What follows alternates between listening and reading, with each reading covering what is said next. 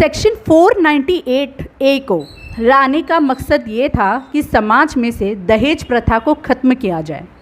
जी, एक recent judgement आया है Swapan Kumar Das versus state of West Bengal, जिसमें कलकत्ता हाई कोर्ट ने ये वर्डिक्ट दिया है, एक जजमेंट पास किया है, जिसमें कहा गया है कि जो महिलाएं हैं वो 498 ए का बहुत हद तक बहुत ज़्यादा करके मिसयूज़ कर रही हैं। और यही नहीं, जो महिलाएं हैं वो लीगल टेररिज्म को बढ़ा रही है, बढ़ावा दे रही है, फैला रही है। तो ये जो केस है Swapan Kumar Das versus state of West Bengal, इसमें क्या हुआ था, जो हस्बैंड और वाइफ है उनकी शादी होती है 27 अक्टूबर 2016 को, और जो वाइफ है वो 13 अक्टूबर 2017 को पुलिस स्टेशन जाकर एक रिटन कंप्लेंट फाइल करती है, जिसमें वो ये बोलती है कि उसके साथ उसके हस्बैंड द्वारा मारपीट हुई है, उसके हस्बैंड ने फिज़िकल टॉर्चर किया है, मेंटल टॉर्चर किया है। और उसी कंप्लेंट के बेस पे एफआईआर लॉन्च हो जाती है अंडर सेक्शन 498 ए और 307 में। एफआईआर लॉन्च होने के बाद क्या होता है, दोनों पार्टी जो हस्बैंड वाइफ है उनके बीच में सेटलमेंट हो जाता है और वाइफ फिर से हस्बैंड के साथ रहना स्टार्ट कर देती है।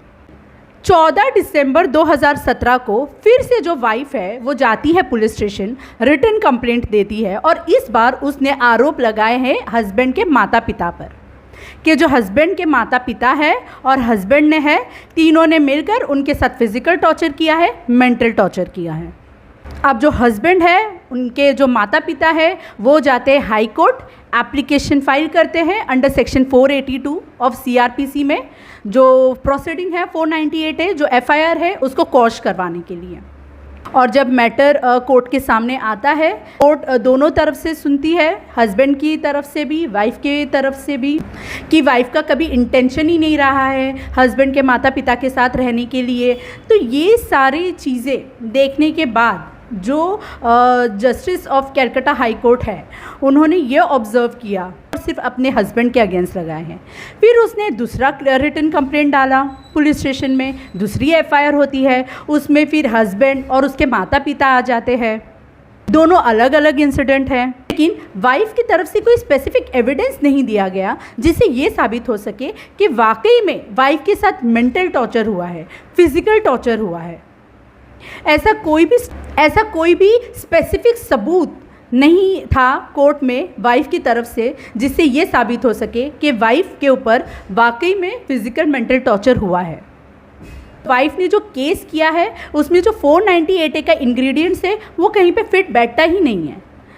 तो ये सब ऑब्ज़र्व करने के बाद जो justice of Calcutta high court है, उन्होंने कहा कि जो महिलाएं हैं, बहुत देखा गया है, बहुत